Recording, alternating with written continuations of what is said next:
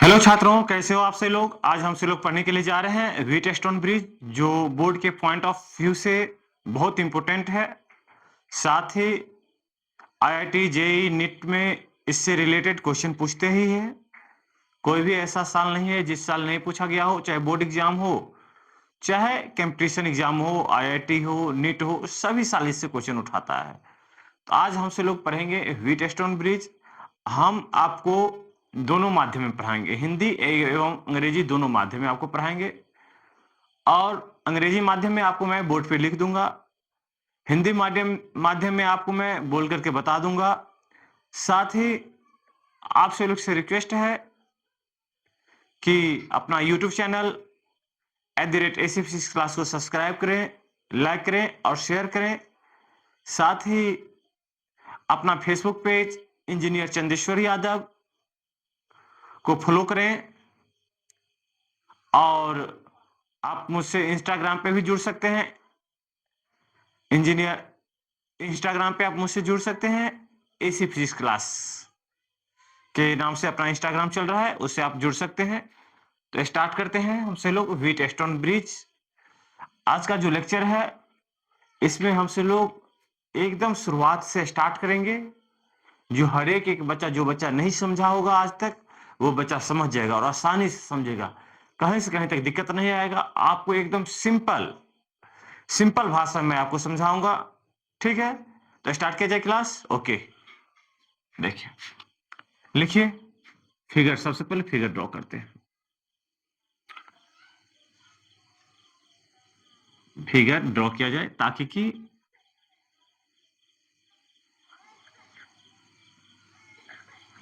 Figure draw कीजिएगा आप सभी लोग भी।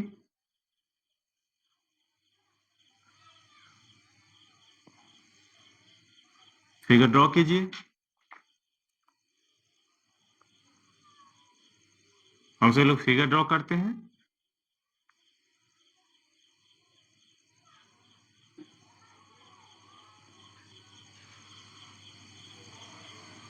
फिगर ड्रॉ किया जाए। आप सभी लोग बच्चे फिगर ड्रॉ कर रहे हैं। और यदि आप यदि ये मेरा वीडियो देख रहे हैं, तो आपसे एक रिक्वेस्ट और मैं करना चाहता हूं। क्या कि आप जो है अपने दोस्त को जरूर शेयर करें, ताकि कि आपके एक शेयर से वो बच्चे, जो बच्चे ऑफलाइन या ऑनलाइन में कोचिंग फी नहीं पेड कर पा रहे हो, तो वो भी बच्चे जो है इसे देख करके आसानी से पढ़ सकता है, या नहीं। इसी कारण से आपके एक शेयर से उसका बहुत बहुत बड़ा मदद हो जाएगा। इसी कारण से आपसे लोग से रिक्वेस्ट है कि आप, वो गरीब आदमी, वो ऐसा फैमिली का आदमी जिसके पास पैसा नहीं है कोचिंग फी देने के लिए, तो उन सभी लोग को आप शेयर जरूर करें। नेमिंग मैं करता हूं, इसे लिख दीजिएगा register R1, R2, R3 and R4। ये यहाँ पे जो सेल लगा हुआ है, ये वोल्टेज भी है। इस पे देखिए, जनरली आप सभी हम सभी लोग क्या लिखते हैं, ये पोटेंशियल डिफरेंस है। क्या ये जनरली डेल भी है, तो इधर भी होता है और इधर जीरो होता है। जनरली इस पे क्या होता है, इस टर्मिनल पे भी होता है और इस पे क्या होता है, 0 वोल्ट होता है। ठीक है, अब जो है इसे हम R5 कह देते हैं। समझिए एक बात, मैं आपको इसका स्टेटमेंट देता हूं कि कोई सर्किट कब व्हीटस्टोन ब्रिज होगा। यदि व्हीटस्टोन ब्रिज है, तो तो R1/R4 इक्वल टू R3/R4 हो, तब एक सर्किट को हम व्हीटस्टोन ब्रिज कह सकते हैं। कोई सर्किट को व्हीटस्टोन ब्रिज कब कह सकते हैं, जब R1/R4 इक्वल टू R2/R3 हो, तब then a circuit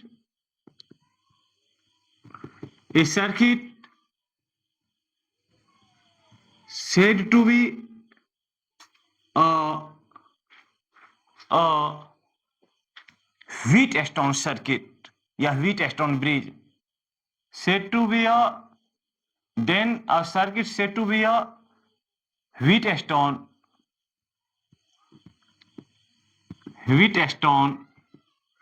bridge. Wheatstone bridge थोड़ा चेक कर लेता हूं ताकि आप सभी लोग को विजिबल है क्या? हाँ विजिबल है। यदि R1 बाय R4 और R3 बाय यदि R2 बाय यदि R3 यदि इक्वल हो तब एक सर्किट क्या कहलाएगा? व्हीटस्टोन ब्रिज कहलाएगा। यदि इस तरीका से हो तब ये पहला पॉइंट है। फिर दूसरा पॉइंट लिख लीजिए, यदि R1 बाय R4 और R2 बाय R3 हो तब एक सर्किट व्हीटस्टोन ब्रिज कहलाएगा। तो व्हीटस्टोन ब्रिज कहलाएगा तो ये जो R5 रेजिस्टर होगा वो इसमें से रिमूव हो जाएगा। क्या होगा? Then we remove the R5 resistor in a circuit। तब हम इसमें से क्या करेंगे? R5 रेजिस्टर को मैं रिमूव कर दूंगा, हटा दूंगा, या नहीं? ये तो इसका स्टेटमेंट है। अब ये बात मैं आपको प्रूव कर देता हूं। क्या कर देता हूं? प्रूव कर देता हूं कि यदि कोई सर्किट यदि व्हीटस्टोन ब्रिज है तो R1 bye R4 equal to R2 bye R3 होगा। तब हम R5 रेजिस्टर, ये जो अपना जो R5 रेजिस्टर है, R5 रेजिस्टर को मैं क्यों हटा दूंगा? ये बात सबसे मोस्ट इंपोर्टेंट है। जो इस सर्किट में से जो ये R5 रेजिस्टर है, ये रेजिस्टर कैसे हट जाता है, ये बात आपको मैं समझाऊंगा। समझिए बाबू, आपसे लोग बहुत आसानी से आपको बताऊंगा, कहीं से कहीं तक दिक्कत नहीं आएगा। एक सेल मैंने जोड़ा हूं, यहाँ पे 0 वोल्ट, यहाँ 0 है और यहाँ पे क्या है? भी है। तो यहां से आइए, यहाँ पे क्या आएगा? भी आएगा। क्या आएगा? भी आएगा। और हम सभी लोग जानते हैं इन parallel combination of register the resistance is same in each register. Hindi में सुनिए, हम सब लोग ये जानते हैं कि समानांतर क्रम में यदि दो प्रतिरोध यदि समानांतर क्रम में हो तो उस दोनों प्रतिरोध में विभव का मान क्या होता है? समान होता है। तो यहां से चलिए, यहाँ पे भी आया तो यहाँ पे भी, यहां से भी आया तो इसमें भी भी वोल्ट होगा और यहाँ पे क्या होगा? भी वोल्ट होगा। तो यहाँ पे हम भी डाल दिए। अब समझिए कि यहां से जब इस रजिस्टर में गया होगा तो ये कुछ ना कुछ तो ड्रॉप किया होगा, कुछ ना कुछ वोल्टेज जनरली जो है रजिस्टर, जैसे अपना भी जो बल्ब जल रहा है तो बल्ब क्या करता है? वोल्टेज को क्या करता है? ड्रॉप करता है। एनर्जी को क्या करता है? यूज करता है। तो इन्होंने एनर्जी को यूज किया होगा तो यहाँ पे कितना वोल्ट आ गया होगा? एक्स वोल्ट आ गया। कितना आ गया बाबू? X volt. कुछ पोटेंशियल ड्रॉप किया है तो यहाँ पे कितना आ गया? यहाँ पे भी कितना आ गया? एक्स वोल्ट आ गया। आ गया। अब समझिए, यहां तक तो हम सभी लोग आ चुके। अब यहां से इधर चलिए तो इसमें भी कितना आएगा? X volt. और इसमें भी कितना आएगा? X volt. और यहां पे आने के बाद यहाँ पे कितना हो जाएगा बाबू? 0 वोल्ट। क्योंकि यहां से देखिए सेल कितना है? भी। और यहाँ पे कितना? 0। बात क्लियर है? अब समझिए कि इसका नेमिंग भी कर लेते हैं तो और अच्छा होता। इसे कह दीजिए ए, ये क्या है अपना? बी, ये अपना क्या है? सी, और ये अपना क्या है? डी है।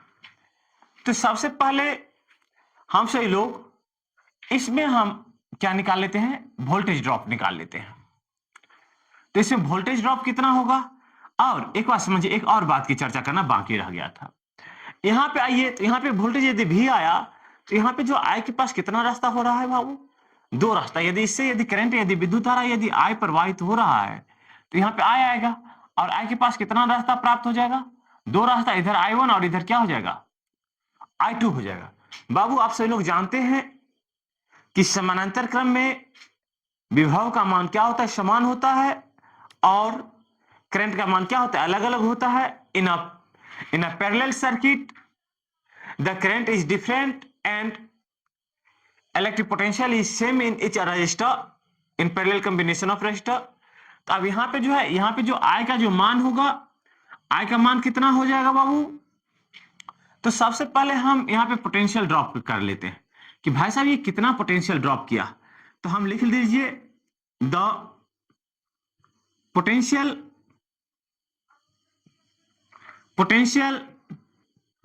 Drop in a R1 resistor. R1 resistor कितना पोटेंशियल ड्रॉप किया है बाबू? तो समझिए, यहां पे V है और यहां पे कितना X है, तो कितना पोटेंशियल ड्रॉप क्या होगा? V minus x equal to कितना? IR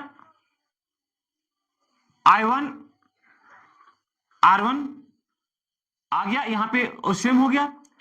अब समझिए, फिर से लिखिए potential drop in R2 register, या नहीं तो इधर कर लीजिए, पहले इस दोनों को इक्वेट कर लेंगे ना तो बेटर होगा। फिर से लिख लीजिए द पोटेंशियल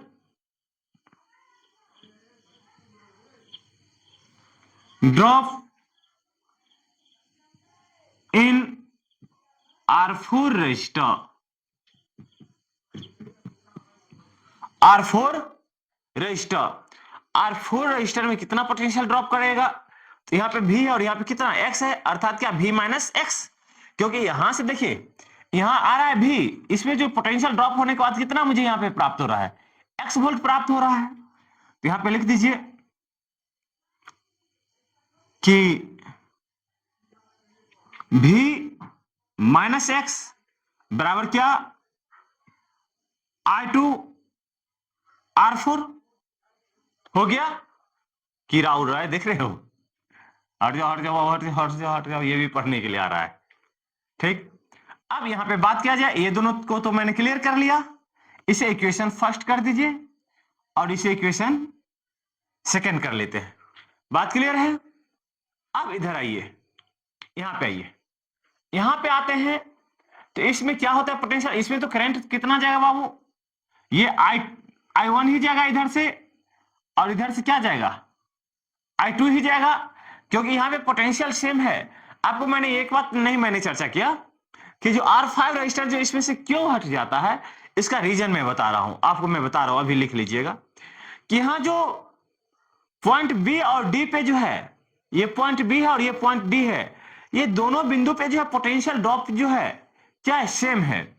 यहां पे भी एक्स वोल्ट है और एक्स वोल्ट यहां पे है, और आप सभी लोग ये बात जानते होंगे कि करंट इलेक्ट्रिसिटी का जो फ्लो होता है वो higher potential to lower potential होता है, higher potential to lower potential, कि हिंदी में इसे कह दिया जाए तो विद्युत धारा का जो प्रवाह होता है उच्च विभव से निम्न विभव की ओर होता है। मगर यहां पे देखिए कि यहां पे दोनों बिंदु पे विभव का मान जो है सेम है, सेम होने के कारण से R5 रजिस्टर से विद्युत धारा का प्रवाह नहीं होगा, करंट इलेक्ट्रिसिटी का फ्लो R5 रजिस्टर से नहीं होगा। क्यों नहीं होगा? तो because the potential of the both terminal of the R5 register is same. Hindi English आप दोनों में लिख लेंगे, बात क्लियर है? अब इधर लिखिए, यहां पे लिखिए द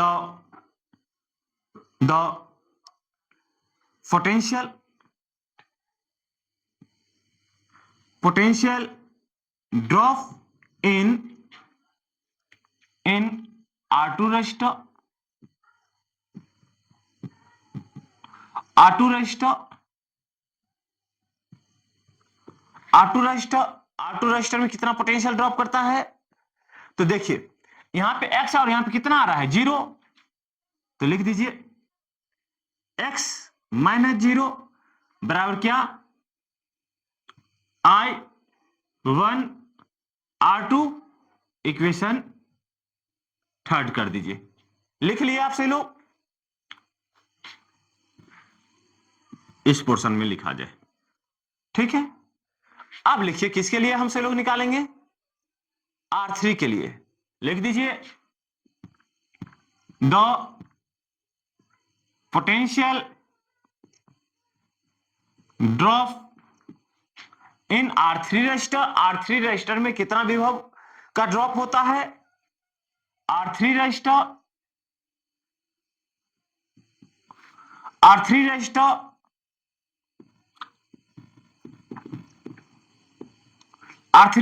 इसमें पोटेंशियल ड्रॉप कितना? यहां पे x वोल्ट और यहां पे कितना? 0 volt. x minus 0 equal to कितना बाबू? कितना है? I2 कितना? R3 इक्वेशन 4 हो गया। लिख लिया आपसे लोग इतना। इसमें किसी को यदि कोई दिक्कत हो तो आप बोलिए। नहीं दिक्कत है ना? कोई दिक्कत नहीं, चलिए ठीक है। अब हमसे लोग इक्वेशन फर्स्ट और सेकंड को देखते हैं। इक्वेशन फर्स्ट और सेकंड को यदि एक चीज देखते हैं तो यहां से एक चीज मुझे प्राप्त होता है कि LHS बराबर है यहां पे v माइनस एक्स और यहां पे v माइनस एक्स। तो यहां पे लिख दीजिए from equation first and second we get, हम पाते हैं, लिख दीजिएगा कि समीकरण 1 और 2 से हम पाते हैं LHS बराबर है तो RHS क्या हो जाना चाहिए? मेरा बराबर हो जाना चाहिए। लिख दीजिए क्या होगा? I1 R1 इक्वल टू क्या?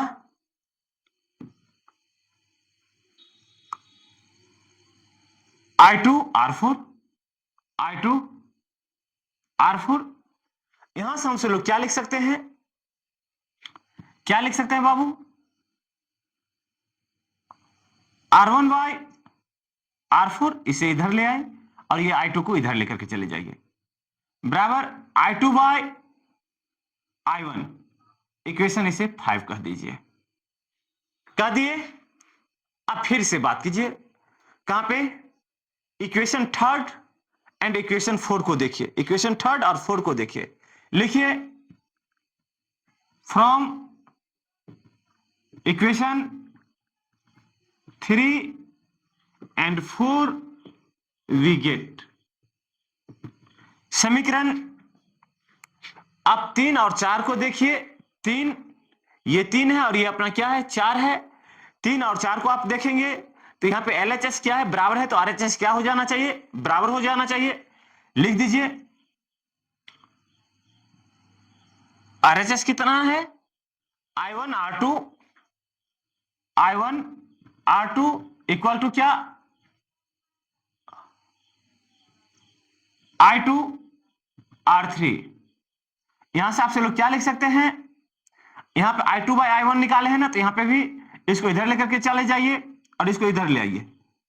तो R2 बाय कितना? R3 इक्वल टू क्या? I2 bye I1। इक्वेशन कितना? 6 हो गया। अब हमसे लोग यहां पे देखें इक्वेशन 5 और 6 को यदि ऑब्जर्व करें, इक्वेशन 5 और 6 को यदि हम ऑब्जर्व करेंगे तो क्या हो जाएगा बाबू? ये क्या हो जाएगा? RHS बराबर है तो LHS क्या होना चाहिए? बराबर होना चाहिए। लिख दीजिए from equation 5 and 6 we get. समीकरण 5 और 6 से यदि हम प्राप्त करते हैं तो ये चीज देखते हैं कि RHS यदि बराबर है तो LHS बराबर होना चाहिए। तो कितना हो जाएगा? R1 bye R4 equal to क्या? R2 bye R3। बाबू एक बात आप देखिए, ये प्रूव करने के लिए मुझे यही कहा था, यही प्रूव करना था, यही व्हीटस्टोन ब्रिज था ना। प्रूव हो गया। क्या हो गया बाबू? Proved the Wheatstone bridge. ये बात अपना क्या हो गया? प्रूव हो गया। जैसे ही ये पोटेंशियल यदि सेम हो जाएगा बाबू, तो एक बार छोटा सा सर्किट मैं यहां पे ड्रॉ कर देता हूं। इसमें से आप R5 रजिस्टर को क्या कर दीजिएगा, यदि ये बात सिद्ध हो जाए कि दिया गया सर्किट व्हीटस्टोन ब्रिज है, ये बात प्रूव हो जाए कि दिया गया सर्किट परिपथ व्हीटस्टोन ब्रिज है, तो R5 रजिस्टर को आप क्या करेंगे? इसमें से रिमूव कर देंगे, हटा देंगे। तो मैं यहां पे हटा करके आपको मैं बता रहा हूं। यहां ड्रॉ कर दूं, आप लोगों को दिखाई दे रहा है?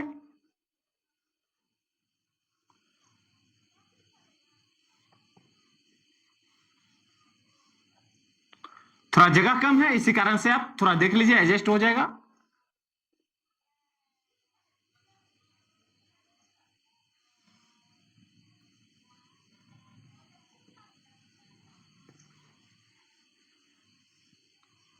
ओह अच्छा, नहीं फिगर ड्रॉ हुआ बाबू। इसको पहले लिखिए, सो पहले बताइए। इसको लिख लिए? लिख लिए ना? तो हाँ, इसे लिख लिया आपसे लोग। यहां पे मिटा दूं क्या? ऊपर वाले थ्योरी जो था, थ्योरी को मिटाया जाए ना। इसको मिटा लेता हूं, ये मिटा लिया जाए क्या? कोई दिक्कत इसमें नहीं ना? लिख लिए होंगे आपसे लोग। चलिए ठीक है। हाँ, यहां पे मैं इसका सर्किट में ड्रॉ कर देता हूं। देखिए, हम तो ऐसे ड्रॉ कर लेते हैं, बट आपसे लोग ऐसे मत, आपसे नहीं हो पाएगा, क्योंकि आपके पास जो कॉपी और पेन होता है, आप जो है कॉपी पेन से, कॉपी पेन जो आप जो है अपने कॉपी पे ऐसे मिटा नहीं पाएंगे। आप इस तरीका से, जिस तरीका से हम मिटा रहे हैं, ऐसे मिटा नहीं पाएंगे। इसी कारण से आप जो है पहले मैंने जैसे ड्रॉ किया हूं उसी तरीका से ड्रॉ करेंगे। ठीक है। यदि पोटेंशियल समझिए कि यदि ये दोनों बिंदु का पोटेंशियल यदि सेम हो जाए, यदि दोनों बिंदु का पोटेंशियल यदि सेम हो जाए तो क्या करेंगे हमसे लोग, ये R5 रेजिस्टर को क्या करेंगे, रिमूव कर देंगे। अब R5 रेजिस्टर इसमें से नहीं रहेगा, ये R1 हो गया, ये R2 हो गया, ये R3 हो गया, और ये क्या हो गया अपना, नहीं नहीं, ये अपना R3 है ये, और ये अपना क्या है, R4 है। इसे मिटा दिया जाए, मिटा दे इसे, तब जो है अपना इक्विवेलेंट जो सर्किट होगा कैसा होगा बाबू, अपना जो इक्विवेलेंट सर्किट होगा कुछ इस तरीका का होगा। ये अपना क्या हो गया, ये व्हीटस्टोन ब्रिज का इक्विवेलेंट सर्किट हो गया। क्या हो गया, ये इक्विवेलेंट सर्किट हो गया, जिससे करंट इलेक्ट्रिसिटी इधर कितना फ्लो होता है, I1 हो रहा है, और इधर क्या हो रहा है, I2 हो रहा है। बात क्लियर है? निकाल लेंगे आपसे लोग, कोई दिक्कत नहीं ना? ओके, इसका न्यूमेरिकल स्टार्ट किया जाए। क्या क्या स्टार्ट किया जाए, न्यूमेरिकल्स। चलिए कोई दिक्कत नहीं है, मिटाया जाए इसे, मिटा दिया जाए। चलिए मिटाइए इसे, मिटा दिया जाए। चलिए लिख दीजिए, इसमें न्यूमेरिकल में लिख ही दीजिए। ये क्वेश्चन यहीं पे लिख दिया जाए।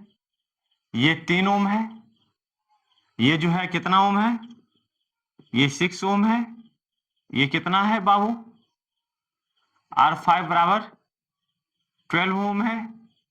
ये कितना हो जाएगा बाबू, इसको लिख दीजिए, ये 4 ओम है, और इसको लिख दीजिए कितना बाबू, ये 8 ओम है। ठीक है, कितना है, 8 ओम है।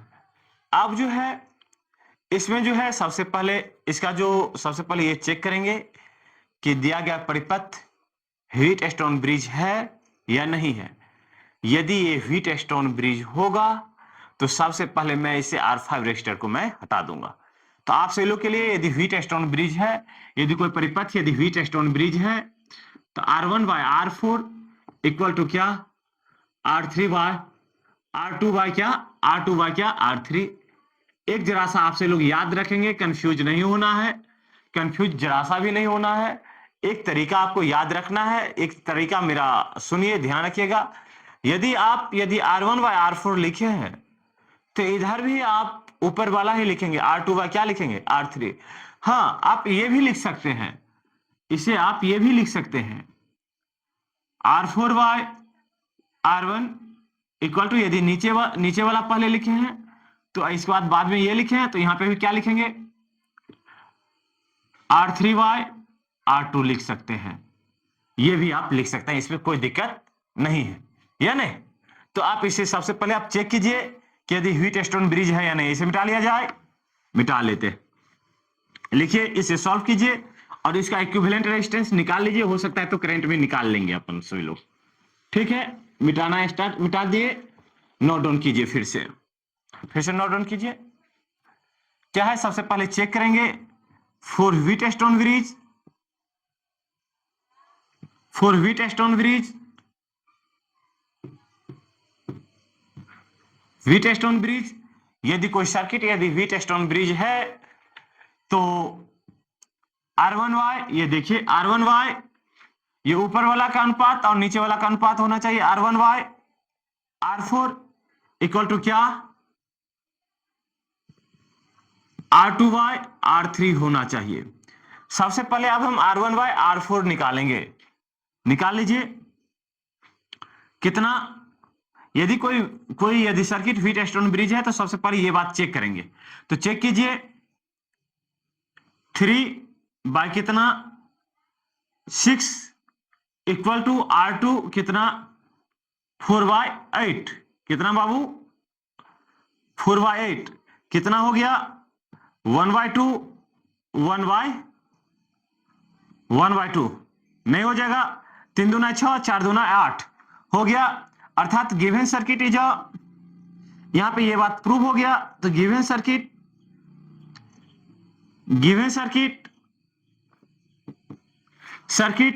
Is a Wheatstone bridge,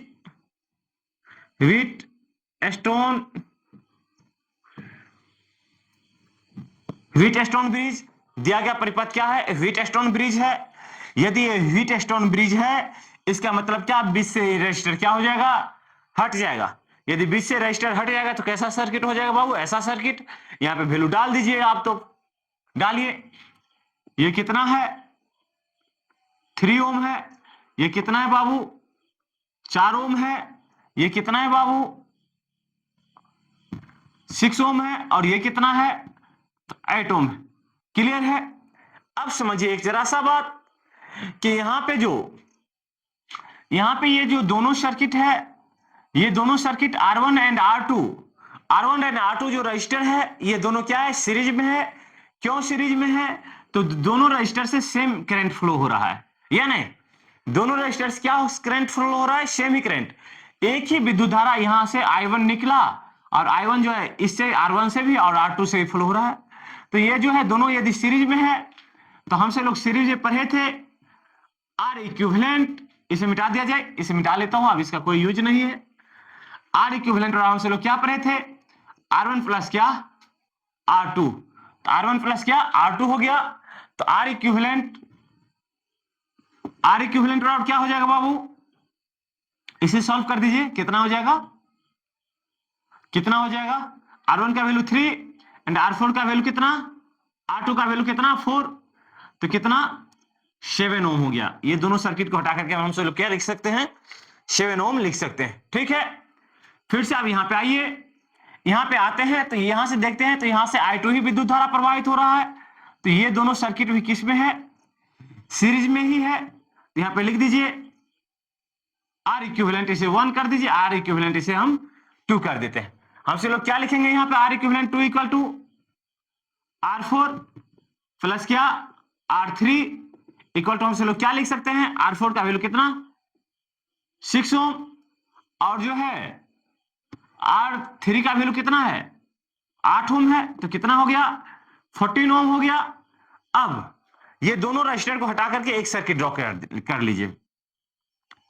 now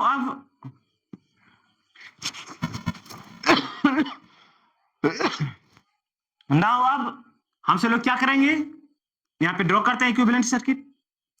एक सर्किट और ड्रॉ करना पड़ेगा हमसे लोग को।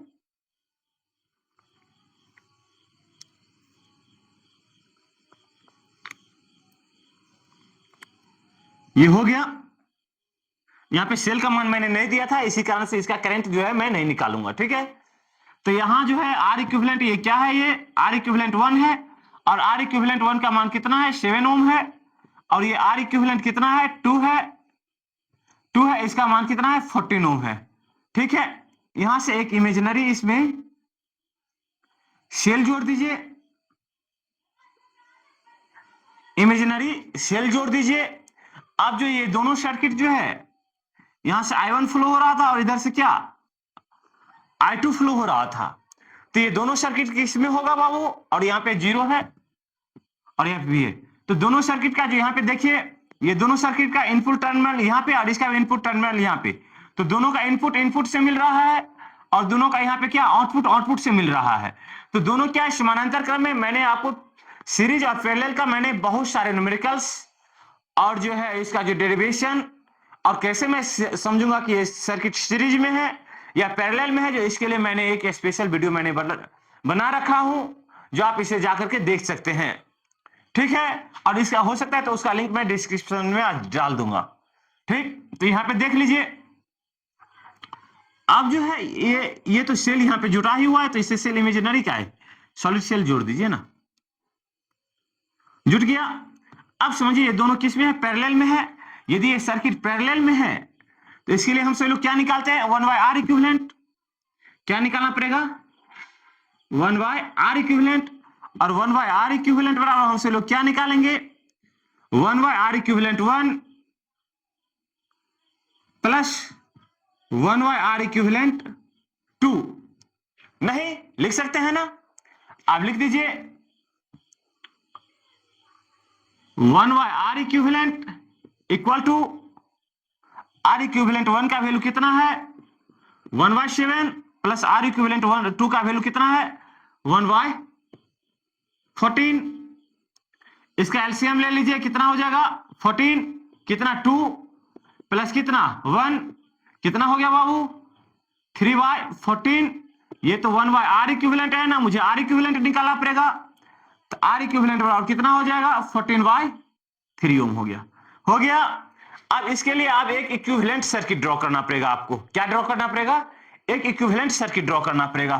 तो एक इक्विवेलेंट सर्किट ड्रॉ कर दीजिए। अब ये दोनों रजिस्टर को हटा करके एक रजिस्टर लगा दीजिए। क्या है अपना इक्विवेलेंट सर्किट, इक्विवेलेंट सर्किट है ये अपना। तो ये दोनों को हटा करके आप एक सर्किट हम सही लोग लगा देंगे, ठीक है। ये कितना हो जाएगा बाबू, ये आर इक्विवेलेंट, और आर इक्विवेलेंट कितना हो जाएगा 14 बाय 3 ओम हो गया। यहां पे कितना हो गया, यहां पे भी हो गया। अब जो है भी, हाँ, और यहां से विद्युत धारा क्या प्रवाहित होगा आई, तो आई इक्वल टू क्या हो जाएगा बाबू भी बाय आर इक्विवेलेंट हो जाएगा, जो हमसे लोग इससे आई का भी मान निकाल सकते हैं। बात क्लियर है। आपको हम नेक्स्ट लेक्चर लेकर के आ रहे हैं न्यूमेरिकल्स ऑफ व्हीटस्टोन ब्रिज। यदि आपको यहां तक समझने में यदि कोई दिक्कत है तो आप मुझे कमेंट करके, यदि जो चीज आपको नहीं समझ में आया आप मुझे कमेंट करके बोलेंगे कि हाँ यहां से आप मुझे समझ में नहीं आया, तो मैं वहां से वीडियो आपको बना दूंगा। साथ ही यदि समझ में आ गया तो आपसे लोग से रिक्वेस्ट है कि अपना यूट्यूब चैनल @HPC क्लास को सब्सक्राइब करें, लाइक करें, शेयर करें। Thank you.